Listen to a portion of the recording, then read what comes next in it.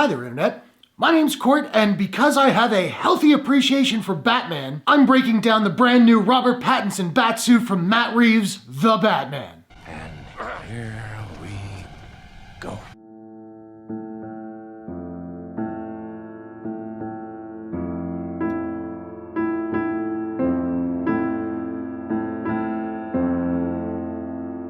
Thursday night, the Batman director Matt Reeves dropped our first look at Robert Pattinson in the new Batsuit. I have to say I really like this little video, so let's talk about it. The short clip starts off on a dark screen and music from Michael Giacchino swells in, more on that later, and we see our bats, out of focus, enter the frame in moody red lighting. The camera dollies in on the bat symbol before panning across the armor to the shoulder, and then up to the cowl as the score comes to a crescendo. Now, I'm very curious as to the bat symbol itself. Frankly, it looks like a batarang, and some people have suggested that this is actually utilitarian, that he can remove it and use it as a weapon. And if they do that and it looks even half as cool as this, I think we're all in for a treat. I kid, but it is a really cool idea. Now, I've not read this comic, but there is a part in DC number 1000 that was written by Kevin Smith, as a matter of fact, where Bruce takes the gun that was used to kill his parents and he melts it down and forges it into an armor that goes under his symbol to protect his heart. The metal that broke his heart will now protect it. And if you look at the symbol here, it looks like it was literally fashioned out of the grip and barrel of a handgun. I love it. Now, some people have argued that the symbol itself really resembles the symbol in the very early Batman comics and Detective Comics. I can kind of see it. I think in texture it looks completely different, but the basic shape is indeed the same. Now, the chest piece is very reminiscent of Rocksteady's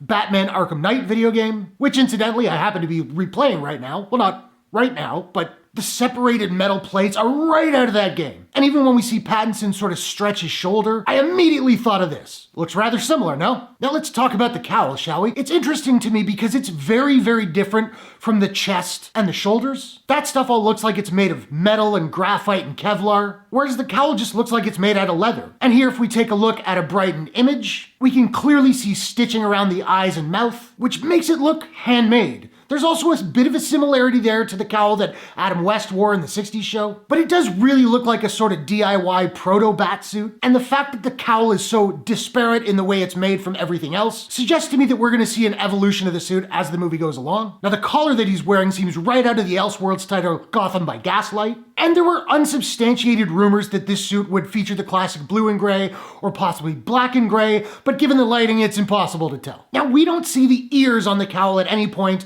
and to me that's very purposeful. When he enters the frame, they're just cropped out, and in the final reveal of the cowl, they're just cropped out. That's not by accident. Therefore, we can't tell if they're going to be the tall ears that we see with like Bale or Keaton, or the little stubby ones that we see with Affleck. But the fact that they're not showing us at all suggests to me they're doing something really different with it. What could that be? Well, I think the obvious answer is yeah. Now, earlier I said it does look like they're sort of harkening back to those early designs. And if you look at the back of his head, as I've illustrated here, that bump does look like it could sort of sweep up into the curvature of those early horn-like ears. Admittedly, I've never been a fan of that look, but I'm always up for something different. Now, I was expecting at the end of this clip, as the music was swelling and the camera was dollying in on his face, that he was going to open his eyes and they were going to be white. No such luck, didn't happen. But if you look closely, it really just looks like eye holes cut out of leather. There aren't any lenses there, so it kind of makes sense. But who knows, maybe again as the movie goes along, maybe we'll get it.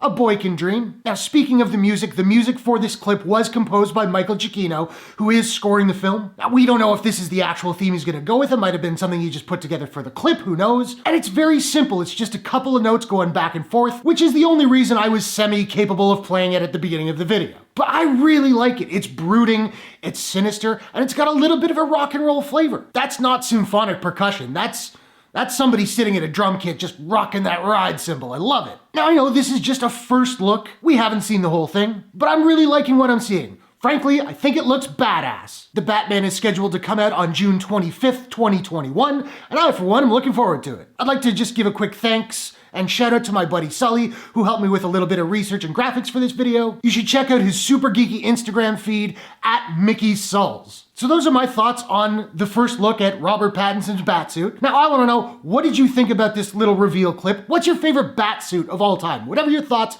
hit the comments below. Let's discuss. If you enjoyed this video, please smash that like button and give it a share if you really enjoyed it. And hey, why not take a second, do me a favor, click subscribe and ring that bell to subscribe to my channel for more movie reviews, entertainment news, trailer reactions, breakdowns, all that good stuff. Thanks very much for watching. I'll see you guys in the next one. Take care.